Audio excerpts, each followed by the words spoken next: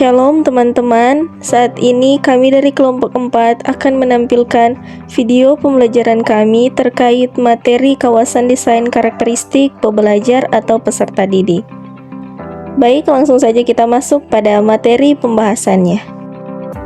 Karakteristik peserta didik yaitu aspek latar belakang pengalaman peserta didik yang mempengaruhi terhadap efektivitas belajarnya.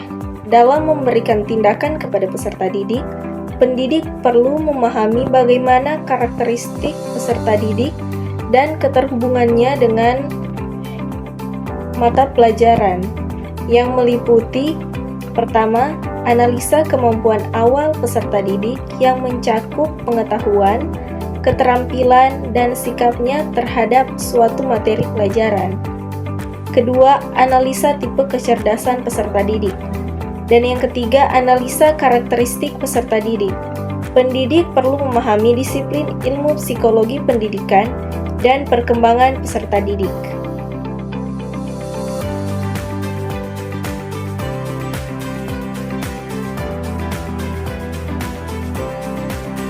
Apa yang akan saya sampaikan yaitu adalah bentuk-bentuk inovasi teknologi yang sudah ada pada bidang pendidikan.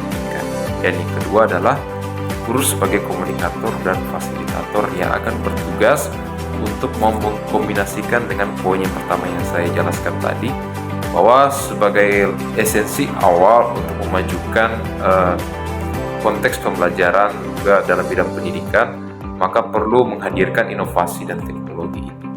Nah, dengan bentuk-bentuk inilah yang akan menjadikan langkah mudahnya guru untuk mengenal cara belajar aktif siswa itu tersendiri, terlebih khusus juga mengenal psikologi belajar siswa itu tersendiri. Maka dan oleh karena itu, dengan adanya guru mau menyediakan ruang dan juga sarana media teknologi yang akan dihadirkan untuk mau mengimplementasikan dalam pembelajaran, maka itu juga akan menjadi konsep prinsip dasar awal bagaimana guru mengenal karakteristik desain belajar siswa itu tersendiri, entah itu dari konteksnya sekolah dasar, sekolah menengah pertama, dan juga sekolah menengah atas.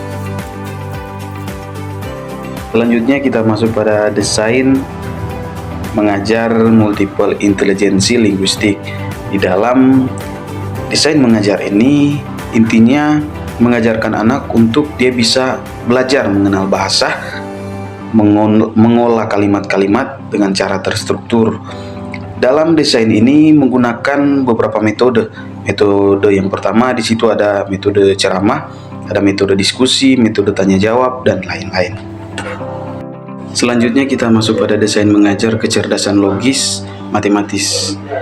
Inti dari desain ini adalah bagaimana mengajarkan anak untuk bagaimana dia cara berpikir, melatih cara berpikir, melatih cara menelaah, melatih cara dia mengidentifikasi. Dalam proses pembelajaran ini perlu adanya tebak angka, tebak simbol, identifikasi, klasifikasi, dan juga analogi.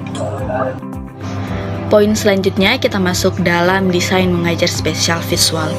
Nah, dalam poin ini siswa diharapkan untuk dapat mampu mengingat serta dapat mengeksplorasi pemikiran mereka, bahkan dapat memahami serta berpikir secara kritis tentang suatu objek visual yang sudah dilihatnya, untuk dapat menemukan jawaban atau dapat memberikan pengetahuan kepada mereka tentang objek yang sudah mereka lihat tersebut.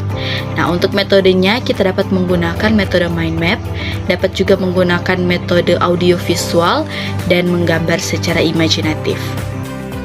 Selanjutnya kita masuk dalam desain mengajar kinestik. Nah, dalam hal ini siswa diharapkan untuk dapat mampu melakukan pembelajaran ataupun memberikan pembelajaran melalui organ tubuhnya secara psikomotorik yang melibatkan setiap anggota tubuh mereka dan juga perasaan serta panca indera mereka. Nah, untuk metode pembelajaran juga ini bisa digunakan metode pembelajaran bermain peran ataupun sosiodrama, dan bisa juga menggunakan metode pembelajaran mengenal tokoh serta metode pembelajaran lainnya.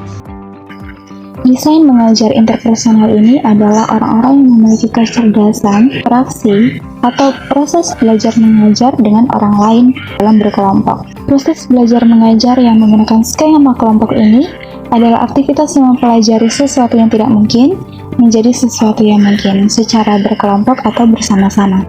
Di dalamnya ada strategi kerja kelompok atau instruksional yang menekankan pada interaksi siswa-siswa dalam model-model pembelajaran yang lainnya. Yang kedua ada strategi sosiodrama, ini digunakan sebagai metode dalam pembelajaran holistik. Selanjutnya ada desain mengajar intrapersonal. Kecerdasan intrapersonal ini meningkatkan belajar siswa pada nilai-nilai perasaan atau sikap. Di dalamnya ada mengenal tokoh. Strategi yang kedua ada manipulasi identitas. Teknik ini memungkinkan siswa dapat memahami dan mengerti dengan mudah objek yang ada di dalam materi tersebut. Teknik ini memungkinkan siswa dapat memahami dan mengerti dengan mudah isi dari materi atau jalan cerita di dalam pengajaran guru tersebut.